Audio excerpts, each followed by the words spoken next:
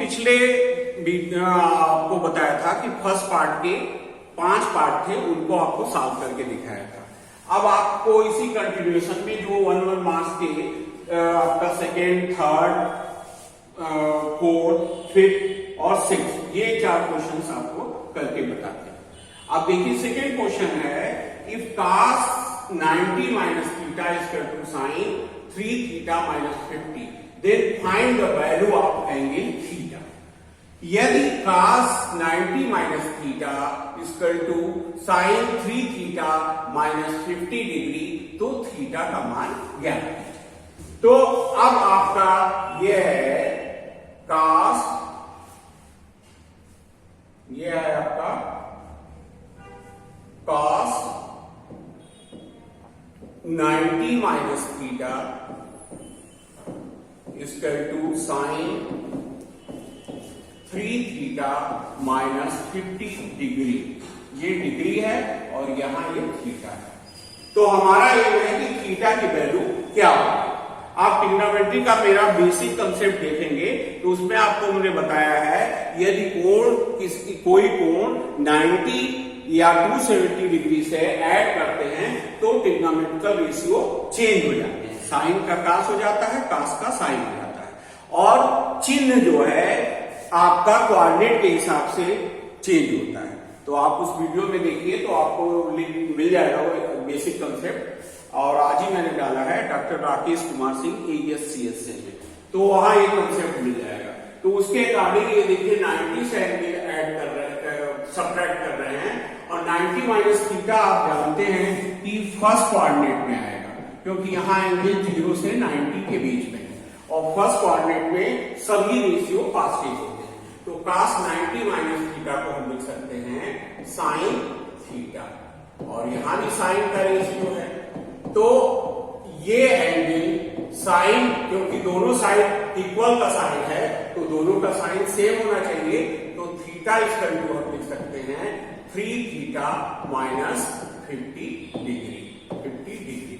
अब आपको थीटा की वैल्यू निकालनी है, तो 50 को दूसरी तरफ ले आइए, तो ये आपका हो जाएगा 3 थीटा माइनस थीटा। थीटा दूसरी तरफ लाइए तो माइनस हो जाएगा, और ये डिग्री है ही है, तो ये 50 डिग्री और 3 थीटा में से माइनस थीटा करेंगे तो ये हो जाएगा हाफ थीटा। तो और थीटा 50 को 2 से डिवाइड करेंगे तो ये आपका हो जाएगा 25 डिग्री। तो इस तरह थीटा की वैल्यू हमने कैलकुलेट कर ली 25 डिग्री। ओके, तो ये आपका सेकेंड क्वेश्चन था। तो आप चाहिए तो आराम से लिखें, आप नोट भी कर सकते हैं। अब हम थर्ड क्वेश्चन लेते हैं आपका।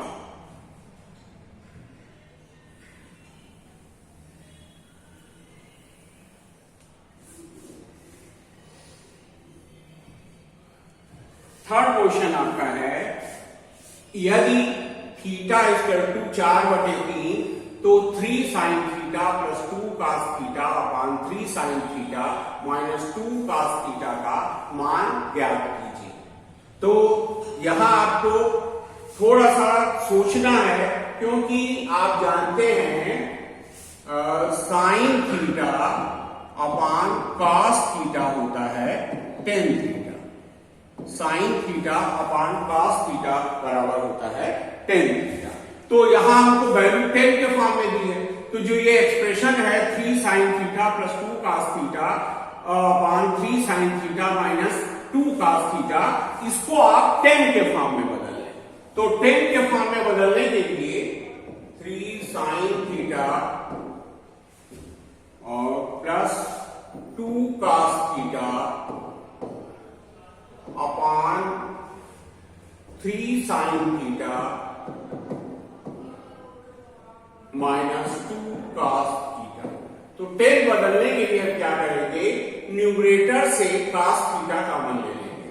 तो cos थीटा कॉमन लेंगे तो यहां पर देखिए cos तो है नहीं, तो यहां cos मल्टीप्लाई और डिवाइड करना पड़ेगा। तो जब cos बाहर लेंगे तो यहां बचेगा साइन थीटा बटे cos थीटा, और यहां से cos कॉमन हो गया है तो यहां 2 बचेगा। इसी तरह डिनोमिनेटर में cos थीटा कॉमन ले लें, डिनोमिनेटर में cos थीटा कॉमन ले लें तो ये सेम पोजीशन होगी, तो ये हो थीटा, क्योंकि यहां माइनस था तो ये माइनस हो जाएगा, ये cos थीटा कैंसिल हो जाएगा और आपका एक्सप्रेशन हो जाएगा 3 tan थीटा प्लस 2 और 3 tan थीटा माइनस 2। अब आपको मालूम है कि tan थीटा की वैल्यू आपको दी हुई है 4/3, तो ये 4/3 यहां रख दें, तो ये हो गया 4/3 प्लस 2 और नीचे आपका हो गया 4/2 माइनस 2। तो आप देखिए ये 3 से कैंसिल हो जाएगा, 4 प्लस 2 6 और ये 2 कैंसिल हो जाएगा, 4 माइनस 2 2, तो 2 से 6 डिवाइड करेंगे 3, तो आंसर आपका हो जाएगा 3। अभी आप देख सकते हैं कितना इजीली आ गया। अब आगे हम 4th क्वेश्चन पे चलते हैं, इसको हम रफ कर देते हैं। ये इतनी देर में तो आपने नोट कर लिया होगा, नहीं हुआ तो वीडियो अपना पास ऑन करके फिर रोक के नोट कर सकते हैं। अब चौथा क्वेश्चन आपका देखिए है श्रेणी 3, 8, 13, 18, 23 का 33वां पद ज्ञात कीजिए।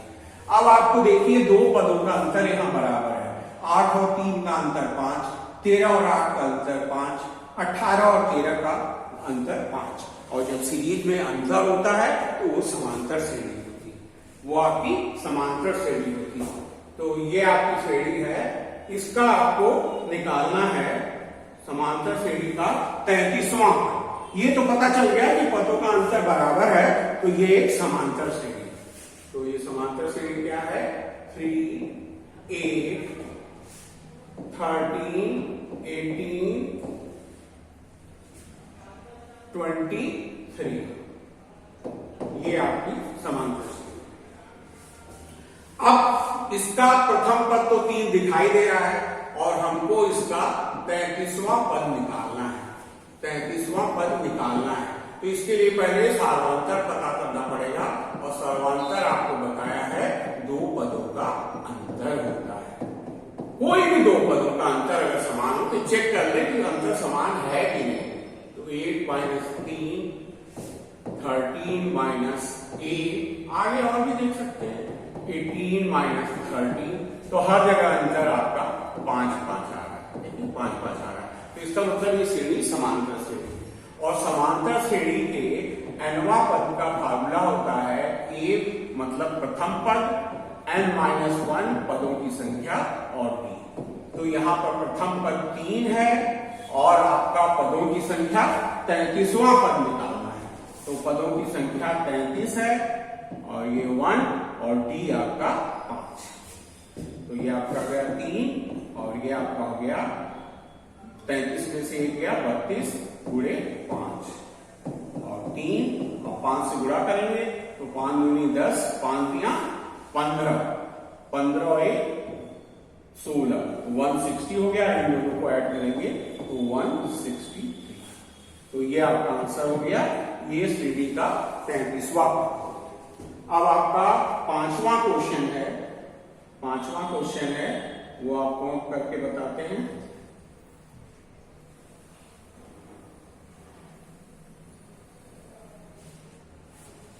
पांचवा क्वेश्चन आपको करके बताते हैं। 5वां क्वेश्चन भी आप देखिए एक श्रेणी का ही क्वेश्चन दिख रहा है, लेकिन यहां श्रेणी में सार्वंतर नहीं है, गुणा किया जा रहा है। 1 में 2 गुणा किया तो 2 हुआ, 2 में 2 गुणा किया तो 4 हुआ, 4 में 2 गुणा किया तो 8 हुआ, 8 में 2 गुणा किया तो 16 हुआ। तो ऐसी श्रेणी जिसमें कुछ गुणा किया जाता है वो होती है आपकी गुणोत्तर श्रेणी। और गुणोत्तर श्रेणी तो ये श्रेणी आपको देखने से पता चल गया कि ये तो भैया कोई गुणोत्तर श्रेणी है। देखिए 2 का गुणा करना, इस गुणोत्तर श्रेणी का प्रथम पद तो 1 है और 10वां पद हमको निकालना है। तो जैसे आपके चौथे क्वेश्चन में आपको सार्वंतर पता करना था, यहाँ सार अनुपात पता करेंगे, क्योंकि nवां पद का समांतर श्रेणी का फार्मूला होता है a × AR पावर n-1, जहां a प्रथम पद है, r सारानुपात है और n पदों की संख्या है। तो यहां पर सार अनुपात वहां अंतर करके निकालते थे, यहां डिवाइड करके निकालेंगे। T3 ये बराबर आना चाहिए। तो 2/1 और ये आपका 4/2, ये सब 2 आ रहा है तो छावनुपात ये हो गया। हमको 10वां पद निकालना है तो ये हो गया ARn-1 फार्मूला होता है। प्रथम पद 1 है, R का मान 2 है, ये 10 है, 10 - 1 तो ये आपका हो जाएगा 2, सॉरी यहाँ 1 होगा ना, n-1 होता है।